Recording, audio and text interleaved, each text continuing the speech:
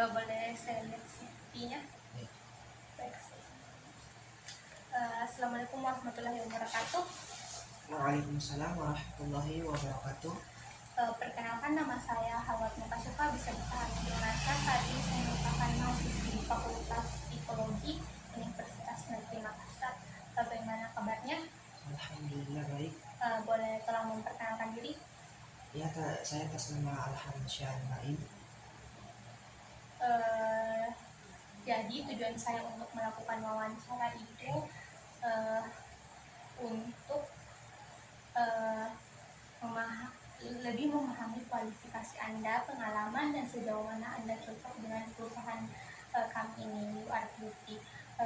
Saya sangat tertarik untuk mendengar lebih banyak tentang cerita Anda dan bagaimana Anda dapat berkontribusi pada perusahaan kami. Selain itu, saya terlebih dahulu akan menjelaskan tentang perusahaan saya. Jadi perusahaan kami ini bergerak di bidang kosmetik. Dan perusahaan kami itu UR Beauty, dan saat ini sedang membutuhkan jabatan, dan mungkin Anda sudah mengetahui karena pasti terjadi. Jadi sales.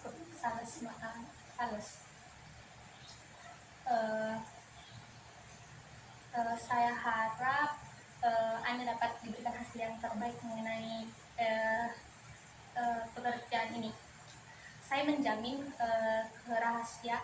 data wawancara ini dijamin kerahasiaannya. Saya juga meminta izin untuk merekam suara dan merekam video untuk memudahkan saya dalam mengelola data yang Anda berikan.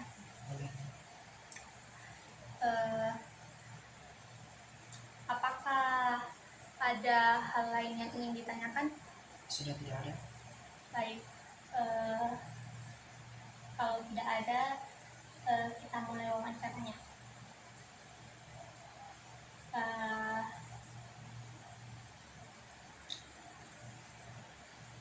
Boleh saya meminta, kan sesuai di CV ini latar pendidikan Anda mulai dari pendidikan terendah sampai sekarang? Ya, terima kasih banyak. Sebelumnya saya memperkenalkan nama terlebih dahulu. Nama saya Alhamdulillah Naim. Latar pendidikan saya TK di Adiwiyata, SD di SD 24 Salemba, kemudian SMP 1 Bulukumba, dan SMA di Madua Bulukumba. Dan saat ini saya kuliah di perguruan tinggi Sekolah Tinggi Agama Islam Al-Ghazali Bulukumba.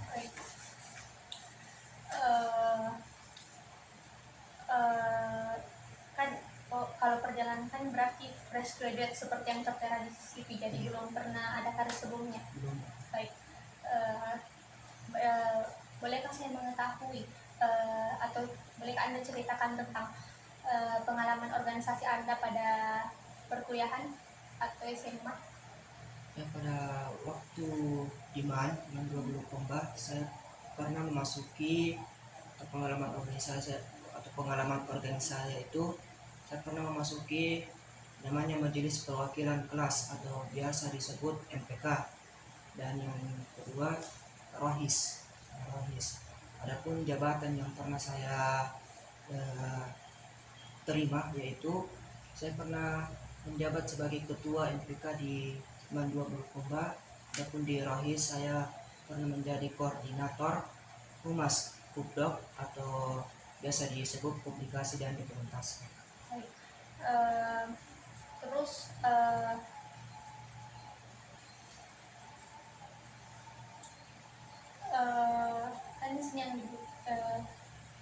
bolehkah Anda menceritakan pengalaman Anda ketika Anda terlibat dalam kegiatan presentasi di depan kelas secara berkelompok? Ya, baik. Tentu yang perlu kita ketahui bersama bahwa presentasi yang mungkin itu sudah tidak asing lagi di telinga kita sebagai seorang pelajar atau mahasiswa. Tentu pengalaman yang pernah saya hadapi di presentasi itu, tentu yang pertama itu kita itu akan dipengaruhi oleh beberapa persiapan yang dimana ini berdampak kepada diri kita sendiri, ya, kepercayaan diri. Misalkan kita tidak pede tampil di eh, banyak kelompok di depan atau di depan semua teman-teman kita. Nah, tentu itu suatu pengalaman yang menurut saya itu eh, sangat sangat banyak kita ambil pelajaran sehingga kita bisa mengevaluasi diri kita dari hal-hal kecil tersebut. Terus pada saat melakukan presentasi itu apa yang dirasakan? Kayak tegang, kan udah sudah orang tahu kalau mau presentasi kayak sakit perutnya atau tegang atau terarah karena sudah belajar sebelumnya, bagaimana? Ya kalau menurut saya secara pribadi, kalau saya secara pribadi saat presentasi itu eh, tegang itu sudah menjadi hal yang lumrah, sudah menjadi hal yang sangat-sangat sangat-sangat eh, sering ditemukan lah. Nah, sehingga eh, menyebabkan ketidakpercayaan kita itu dipersiapkan, itu salah satunya. Jadi pada saat melakukan presentasi tadi kan disebutkan beberapa kali melakukan presentasi. Terus apa tugas dalam presentasi itu? Moderator kah, pemateri kah, atau apa? Ya, terima kasih. Eh, Kalau pengalaman saya, tentu kalau presentasi itu tidak hanya satu atau dua kali. Nah, di beberapa presentasi kadang saya menjadi moderator, kadang juga saya menjadi pemateri, kadang juga menjadi datulen. Nah, itu beberapa tugas yang saya lakukan ketika presentasi. Eh, Terus bagaimana? Kan tadi tidak satu kali presentasi, banyak presentasi. Pernah jadi moderator, notulen, atau pemateri. Terus bagaimana tindakan yang Anda lakukan dalam situasi tersebut? Ya baik, terima kasih. Contoh kecilnya ketika saya menjadi pemateri misalkan. Nah, tentu tindakan yang saya lakukan tentu kita ketika mau presentasi, tentu hal yang paling pertama kita cari itu materi. Materi atau referensi, bahan dari apa yang kita nanti presentasikan kepada teman-teman kita, sehingga itu menjadi tanggung jawab kita selaku kelompok yang akan naik nanti di presentasi. Baik. Setelah tadi persiapan yang matang, intinya persiapan yang matang, bagaimana hasil yang Anda peroleh dari tindakan tersebut?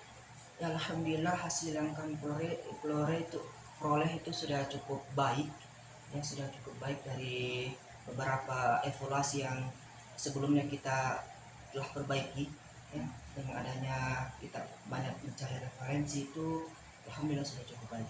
Terima kasih. Bisakah saya juga mengetahui, berceritakan pengalaman Anda terkait peristiwa atau situasi ketika Anda terlibat dalam kegiatan yang melibatkan akan berbagai pihak dengan kepentingan yang berbeda-beda. Misalkan tadi disebutkan pernah menjadi ketua MPK, pernah juga menjadi bagian rohis, menjadi humas. Cocok? Iya. Bagaimana jika ada peristiwa atau situasi, pasti pernah terjadi yang melibatkan berbagai pihak dengan kepentingan yang berbeda-beda. Bagaimana pengalamannya?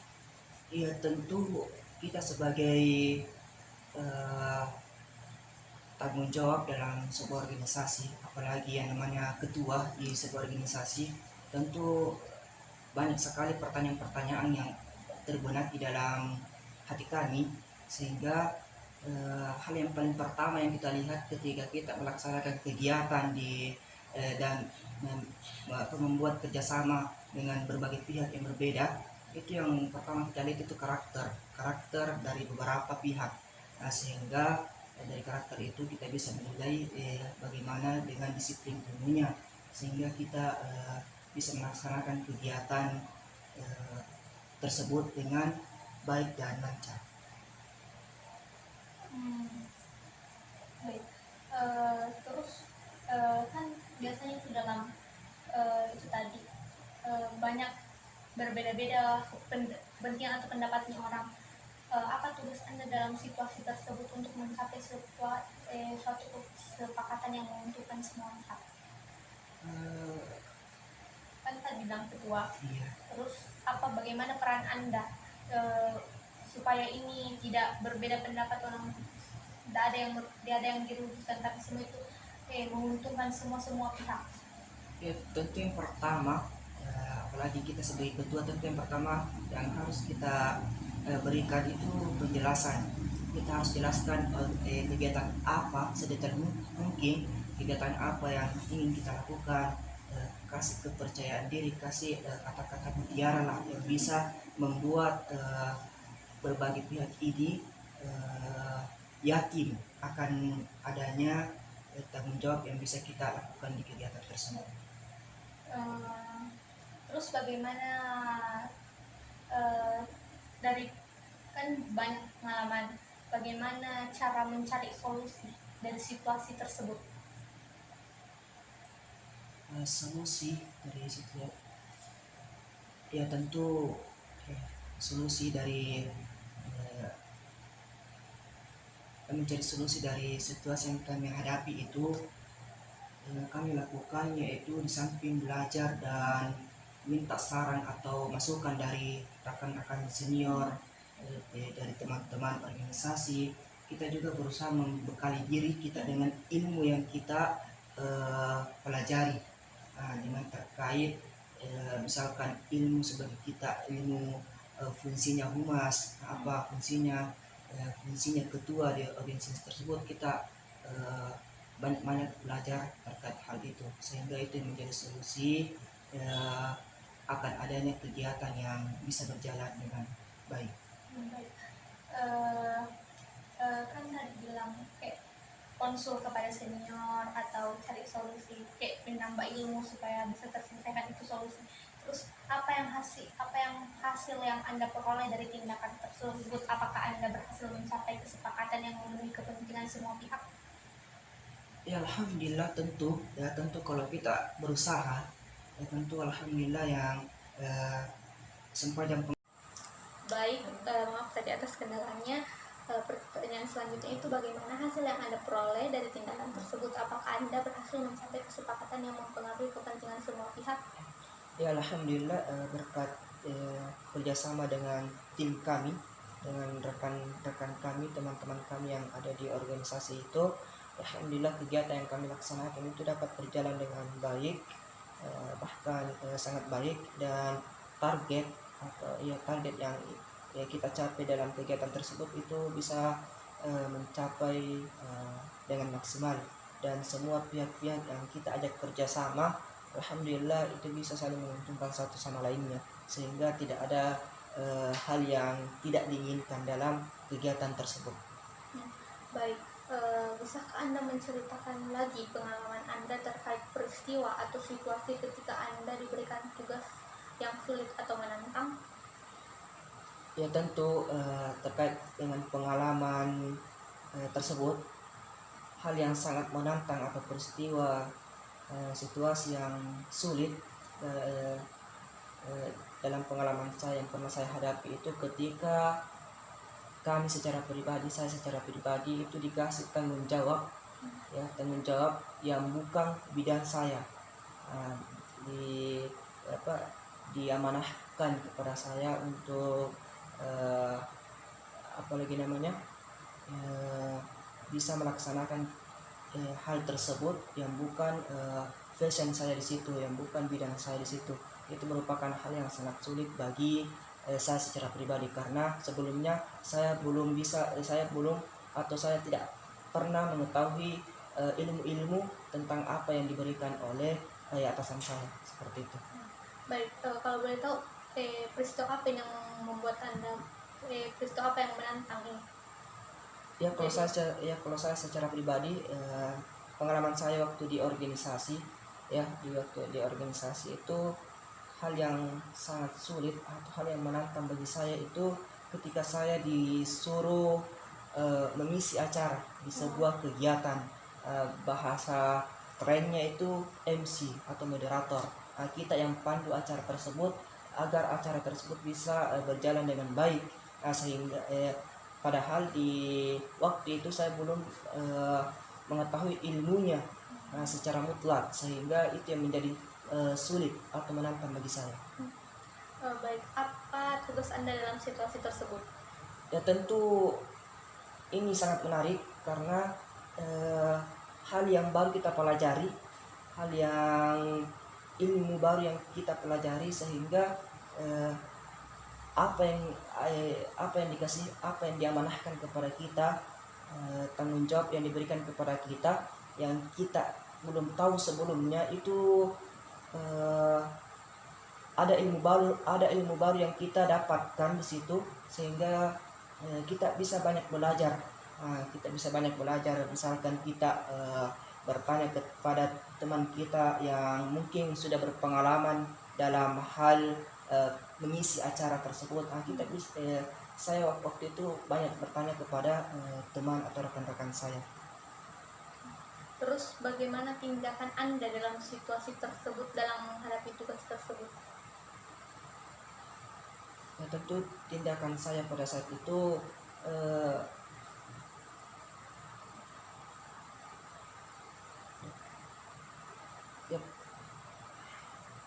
Apakah bertanya kepada orang yang lebih ahli atau kayak belajar sendiri atau bagaimana?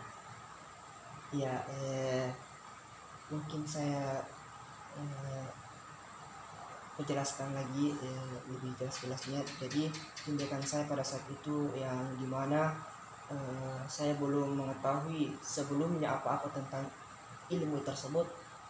Ya seperti yang tadi dikatakan, saya banyak bertanya kepada teman-teman saya banyak bertanya kepada senior saya yang mungkin jauh lebih banyak ilmunya tentang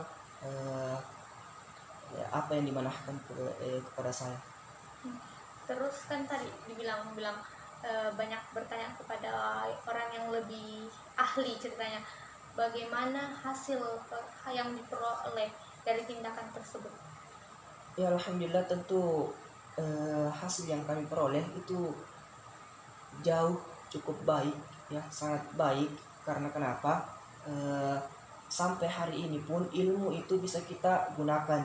Ya, yang dulunya saya tidak tahu apa-apa tentang hal tersebut, tentang MC, moderator, dan alhamdulillah sampai sekarang ini ketika ada event-event atau kegiatan-kegiatan, ketika saya dipanggil, saya tidak lagi drop atau saya tidak lagi merasa sulit atau merasa tremor seperti itu, karena saya sebelumnya sudah banyak belajar ilmunya seperti itu.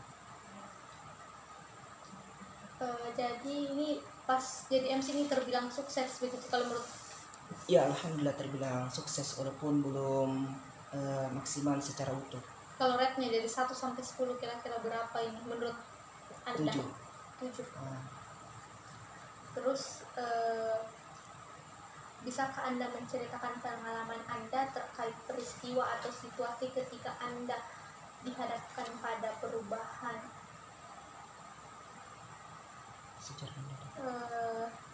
tugas,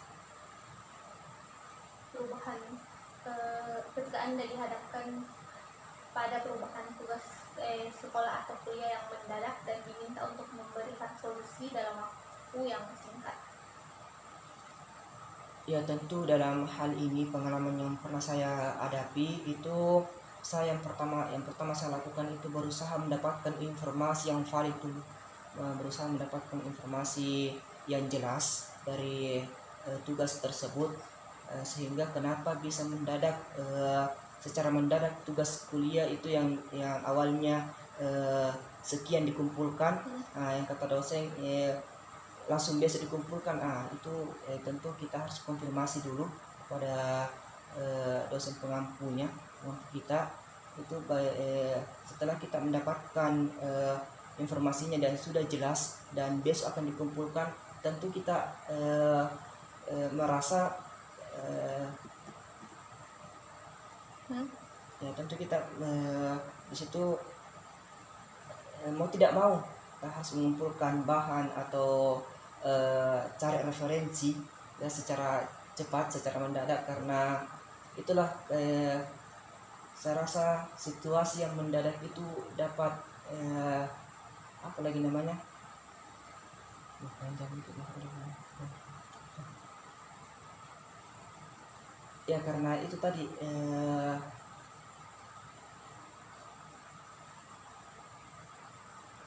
ya kita bisa mencari bahan atau referensi dari beberapa sumber, dari beberapa sumber, baik itu lewat HP, buku misalkan, dan yang lainnya. Itu menurut saya jauh lebih efektif lah. Sehingga tugas yang mungkin awalnya kita santai-santai, ya mungkin awalnya kita santai-santai karena masih panjang waktunya, masih jauh deadline-nya, dan secara mendadak dosen kasih kita deadline besok.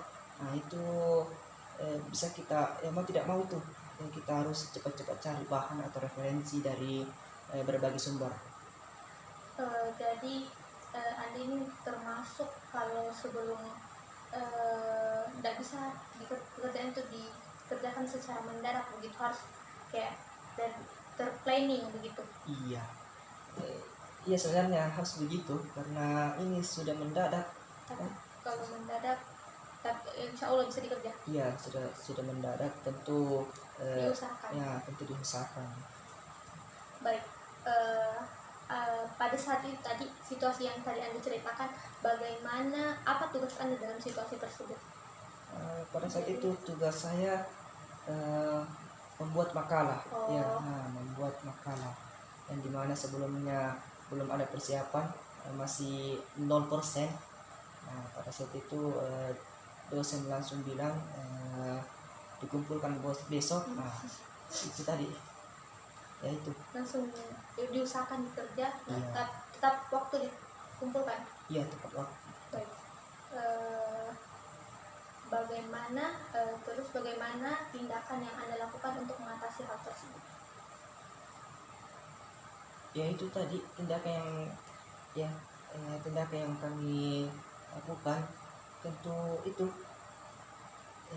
dengan cara mencari referensi, mencari gercep lah, gerakan cepat untuk bisa menyelesaikan hal tersebut.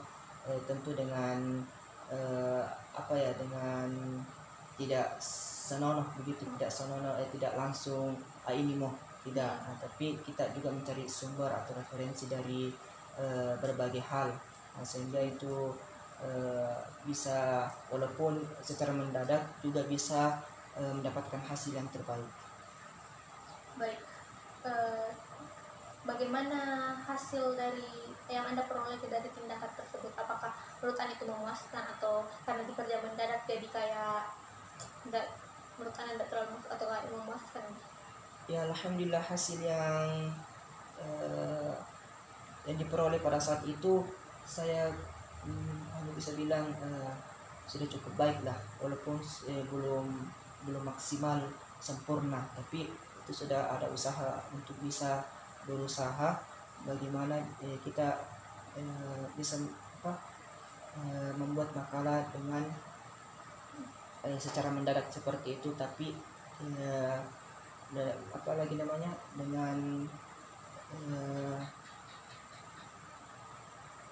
dengan isi-isi yang cukup dibilang ya alhamdulillah, seperti itu. Terima kasih.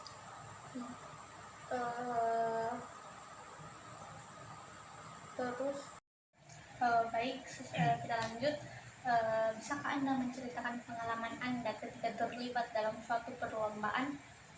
Iya baik, terima kasih. Terkait dengan lomba, ada beberapa lomba yang pernah saya ikuti, tapi yang paling saya ingat itu pengalaman yang mungkin sangat menarik bagi saya ketika saya mengikuti lomba. Pada saat itu saya pernah mengikuti lomba tadarus, yang dimana pengalaman yang bisa saya dapatkan di situ, awalnya saya tidak ingin mengikuti lomba tersebut, tapi atas dorongan teman-teman yang membuat saya yakin, sehingga eh, saya terpaksa mengikuti eh, lomba tersebut. Saya terpaksa. Eh, Pada saat itu saya merasa gugup karena baru pertama kali mengikuti lomba tadarus tersebut, membaca Al-Quran baru pertama kali. Dan pada saat itu surah yang saya bawakan itu surah An-Naba. Surah An-Naba karena memang eh, pemilihan surahnya itu kita yang menentukannya pada saat itu. Dan alhamdulillah ketika berlangsung lombanya, alhamdulillah berjalan dengan baik. Cuman itu pengalaman saya waktu itu hanya merasa gugup, hanya merasa kurang percaya diri karena itu tadi baru pertama kali mengikuti lomba tersebut. Apa tugas Anda dalam perlombaan tersebut? Ya itu tadi membaca Al-Quran atau lomba tadarus. Membaca Al-Quran yang dimana di situ ada 3 juri, kalau tidak salah ada 3 juri, dan juri yang menentukan sampai mana kita berhenti membaca Al-Quran tersebut. Nah, sehingga kita harus berhati-hati dalam membaca Al-Quran seperti itu. Ini pas saat membaca Al-Quran saja atau dengan artinya? Membaca Al-Quran saja, karena yang dinilai pada saat itu makhraj, tajwid, kemudian apalagi nada, kalau bahasa Arabnya lahan, vokal, terus cara masuknya, penempatan hurufnya. Itu saja yang dinilai, kalau artinya itu tidak disebutkan. Bagaimana tindakan yang Anda lakukan untuk memenangkan perlombaan tersebut? Ya, pada saat itu tindakan yang saya ambil kan pada saat itu situasinya memang awalnya saya tidak mau mengikuti karena itu tadi Dipaksa. karena dipaksa. Jadi tindakan saya pada saat itu ya mau tidak mau saya ikut karena terpaksa seperti itu. Dan pada saat itu pada saat saya mengikuti lomba tersebut, pada saat keluar hasilnya, pengumumannya, itu tadi tidak mendapatkan juara. Terus jika mengikuti lomba lagi, apa yang akan Anda lakukan di sana? Kayak berusaha belajar lagi atau bagaimana? Kalau dikasih kesempatan mengikuti lagi lomba yang sama atau lomba yang lain? Kalau lomba yang sama bagaimana? Kalau lomba yang lain bagaimana? Kalau kan yang tadi dibilang tidak sesuai fashion, jadi kayak terpaksa. Kalau lomba ini terulang lagi terus disuruh ikut lagi, apa yang dilakukan lagi? Iya, tentu kalau misalkan saya disuruh lagi mengikuti lomba, tentu ini kan lomba yang kedua kalinya saya ikuti. Tentu situ sudah ada persiapan dari pengalaman lomba pertama, yang dimana ada koreksi dari juri. Tentu dari koreksi dari juri tersebut saya benahi, saya perbaiki sehingga saya bisa bawa nanti ketika saya mengikuti lomba yang kedua kalinya. Seperti itu. Walaupun ada pun lomba yang lain misalkan dalam olahraga, misalkan olahraga, tentu di situ juga perlu kita banyak belajar terkait yang paling pertama itu latihan. Tentu sebelum mengikuti lomba ya tentu ada persiapan atau ada latihan yang kita lakukan dulu sebelumnya, sehingga itu bisa mendapatkan hasil yang terbaik seperti itu. Baik. Terus ulang lagi, bagaimana hasil yang Anda peroleh dari perlombaan tadi? Yaitu itu tadi hasil yang saya peroleh, saya tidak mendapatkan juara, tapi pengalaman. tapi saya sudah mendapatkan pengalaman yang sangat berharga dari eh, perlombaan tersebut. Kita bisa banyak belajar. Ternyata dari bacaan-bacaan yang selama ini saya baca itu ternyata juga banyak fraksinya, banyak sarannya, sehingga itu tadi bisa kita benahi di eh, kemudian hari ketika ada lagi perlombaan-perlombaan berikutnya seperti itu. Baik,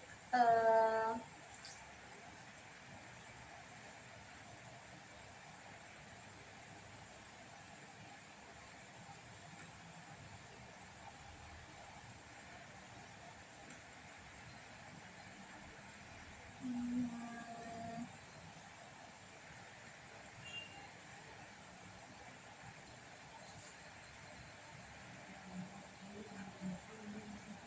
baik, sekali lagi baik, saya mengucapkan terima kasih banyak atas ketersediaan kakak untuk menjadi interviewee dan menjawab semua pertanyaan yang telah saya ajukan. Semoga kakak diberikan hasil yang terbaik untuk diterima dalam pekerjaan ini. Eh, eh, saya menikmati percakapan yang dilakukan tadi atau wawancara yang dilakukan tadi. Anda akan menerima informasi mengenai hasil wawancara ini dalam insya Allah kurang lebih 10 hari ke depan. Apakah Anda memiliki pertanyaan untuk diajukan kepada saya? Tidak, alhamdulillah sudah cukup, sudah tidak ada lagi. Jika Anda perlu menghubungi saya atau memiliki pertanyaan untuk saya, karena saat ini belum ada, saya bisa menghubungi saya lewat email saya. Ya, baik, terima kasih. Eh, Semoga segala urusan kakak dipermudah dan dilancar.